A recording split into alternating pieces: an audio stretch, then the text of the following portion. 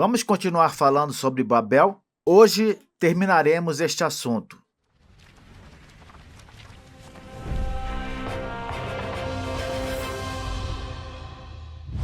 Gênesis 11, versículo 6 diz assim: E disse o Senhor: Eis que o povo é um, e todos têm uma mesma língua. E isto é o que começam a fazer. E agora não lhes será impossível tudo quanto intentarem fazer. Quando Deus diz aqui que o povo é um, não é um no sentido de comunhão, como a que temos nas igrejas, não. É um no sentido corporativo. Eles estão unidos em torno de um projeto. Aqui Deus percebe também que a língua comum é um fator decisivo para a união deles, quando diz: e todos têm uma mesma língua. Em outras palavras, Deus está fazendo uma avaliação negativa dessa unidade linguística. Ele percebe que ela pode ser muito perigosa. Por isso que Deus fala: isto é apenas o começo, porque ele vislumbra uma trajetória de rebelião antes mesmo de ela alcançar sua plenitude. Por fim, quando Deus diz que não lhes será impossível tudo quanto intentarem fazer, está apenas reconhecendo a capacidade humana que ele mesmo deu.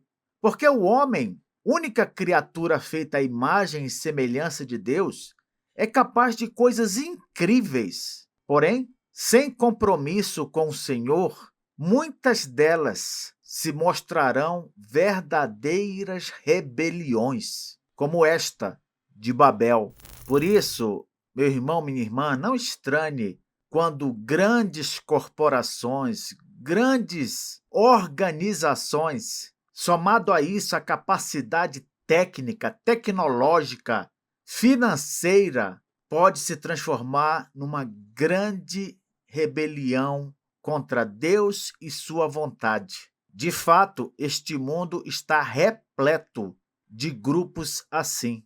Seja a indústria do aborto, a indústria das drogas, da pornografia, das armas, grupos comunistas, religiosos fanáticos, todos eles têm em comum o fato de unirem inúmeras pessoas capazes, mas para agirem contra aquilo que Deus aprova.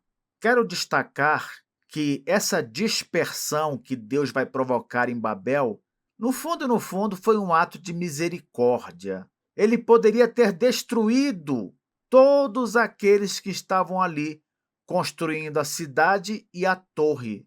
Porém, preferiu dispersá-los, como eu falei, com o intuito de fazer surgir inúmeras nações, todas diferentes, as quais revelam sua criatividade infinita.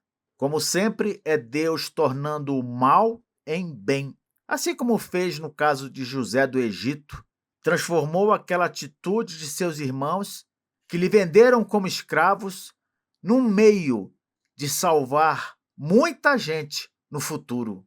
Gênesis 11, 7. Vinde, desçamos e confundamos ali a sua língua, para que um não entenda a língua do outro. Quando Deus fala aqui, vinde, desçamos, no plural, e acrescenta, e confundamos, temos sem dúvida um ensino implícito da realidade da Trindade. Essa verdade misteriosa de que há três pessoas no ser divino. Você não deve estranhar esse tipo de coisa, porque lá em Gênesis 1, versículo 26, Deus falou: façamos o homem. Então, não é a primeira vez que acontece isso. As pessoas da Trindade disseram: confundamos ali a sua língua. No original hebraico, poderia ser também: misturemos ali a sua língua. E completa: para que um não entenda a língua do outro.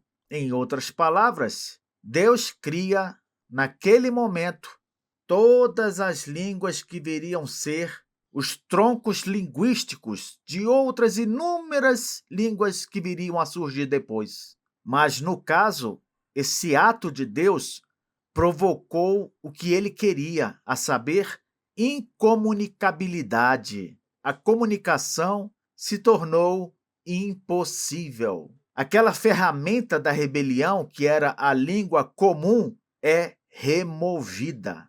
Imagine só a confusão que foi na cidade. Não é à toa que ela recebeu o nome de Babel, que quer dizer confusão. Curiosamente, não sei se você já percebeu isso, as línguas que nasceram em Babel foram instrumentos de separação e divisão dos povos. Já no Pentecostes, lá em Atos capítulo 2, as línguas serão instrumento de união dos crentes em Cristo. Isso só revela a soberania de Deus sobre tudo. Ele pode usar os idiomas, quem diria? Tanto para separar quanto para juntar. Além disso, como eu acabei de falar, Deus também usou a diversidade de línguas para punir e abençoar, lá mesmo em Babel.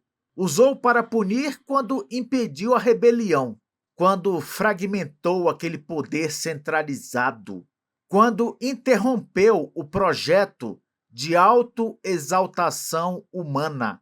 Por outro lado, ele abençoou quando fez com que aquelas línguas permitissem que diferentes povos se desenvolvessem. Só a sabedoria de Deus poderia fazer isso. Sim, meu irmão, minha irmã, Deus é soberano para fazer de qualquer coisa o que ele quiser.